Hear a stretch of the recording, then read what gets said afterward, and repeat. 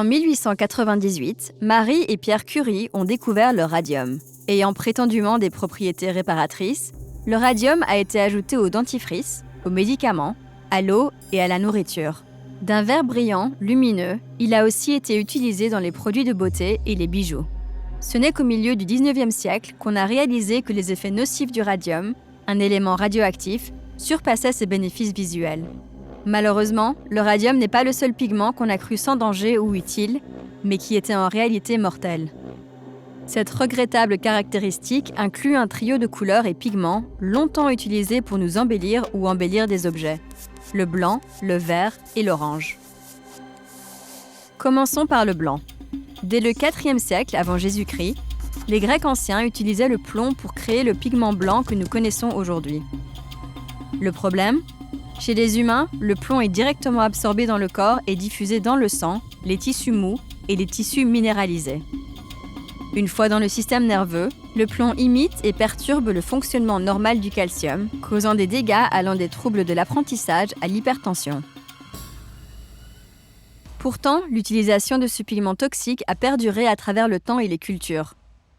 La céruse était le seul choix de blanc pour des peintures à l'huile ou tempera jusqu'au XIXe siècle. Pour fabriquer leurs peintures, les artistes réduisaient en poudre un bloc de plomb, s'exposant à des poussières très toxiques.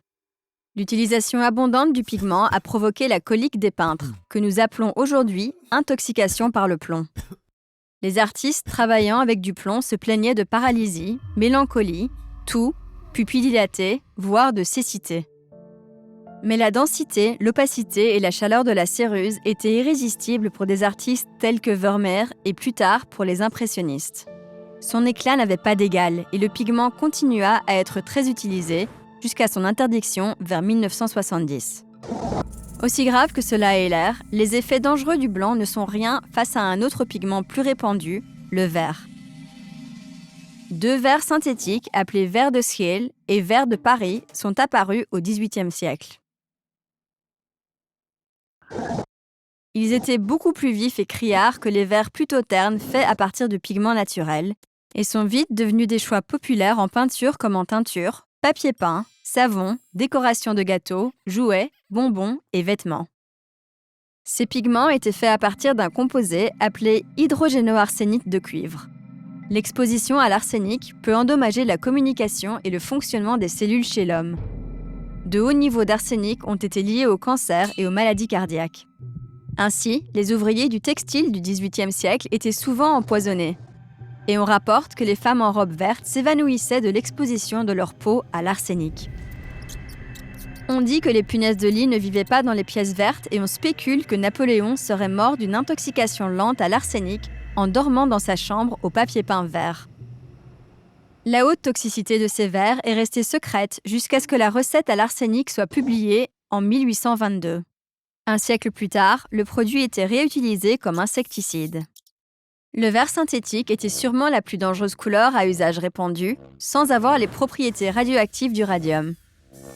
Par contre, c'est le cas de la couleur orange. Avant la Seconde Guerre mondiale, les fabricants de vaisselle en céramique utilisaient l'oxyde d'uranium pour les vernis colorés. Ce composé produisait des rouges et oranges brillants, des attributs séduisants, si ce n'est pour la radiation qu'ils émettaient. La radiation n'a été découverte qu'à la fin du XIXe siècle et les risques de cancer associés encore bien plus tard. Pendant la Seconde Guerre mondiale, le gouvernement américain a confisqué tout l'uranium pour développer des bombes. La Commission à l'énergie atomique a assoupli ces restrictions en 1959 et les stocks restants d'uranium furent réutilisés en céramique et verrerie. Les plats oranges fabriqués la décennie d'après ont sûrement encore des propriétés dangereuses aujourd'hui. Les accessoires festifs rétro sont notamment positifs à la radioactivité. Même si les niveaux sont trop bas pour poser un risque sanitaire, l'Agence américaine de protection de l'environnement déconseille leur usage.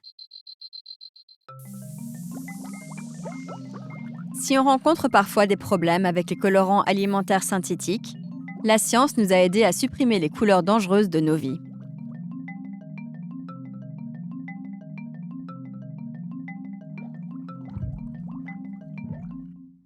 Pour des récits fascinants, des aventures dans l'espace, des théories philosophiques incroyables et des réponses aux questions les plus farfelues que tu pourrais te poser sur ton corps, abonne-toi à cette chaîne.